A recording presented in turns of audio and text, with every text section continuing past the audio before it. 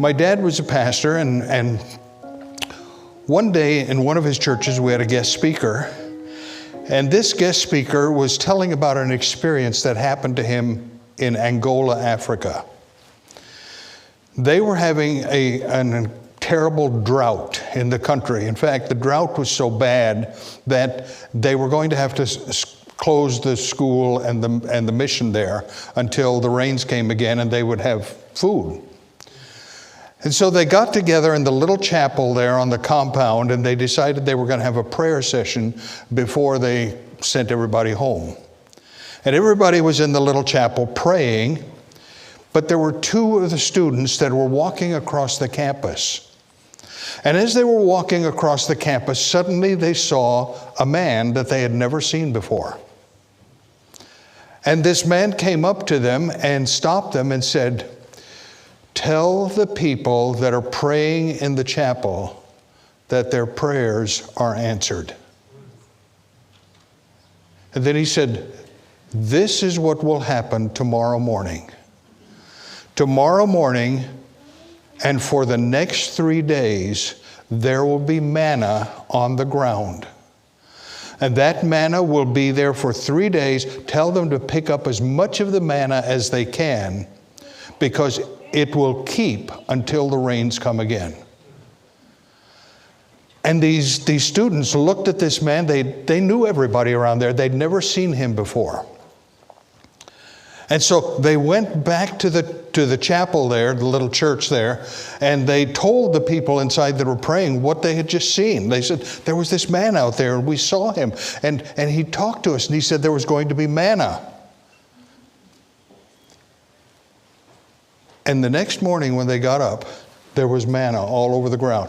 Now, if you don't believe me, it's written in one of our devotional books, the story. It's also on the internet, and I have personally seen manna. The missionary that came to my dad's church had a little bottle of it that he had brought with him. He'd also sent a jar of it to the Union office in South Africa. Whatever happened to that, I don't know. But they were able to keep the school open and have manna every morning. I told that story in Idaho a while back, number of years ago, and somebody came to me afterwards and they said, "I also saw that." It was a little bottle, a little jar. I would like to have sampled it, but he wasn't giving samples because he was saving it so that he could show it wherever he went. I did get to smell it though, and it smelled like honey.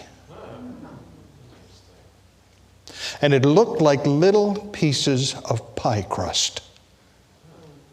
That's what I remember.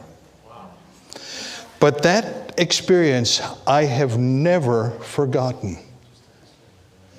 Even though it was many, many years ago, I realized that it doesn't matter where we are, the God of the book is still with us today.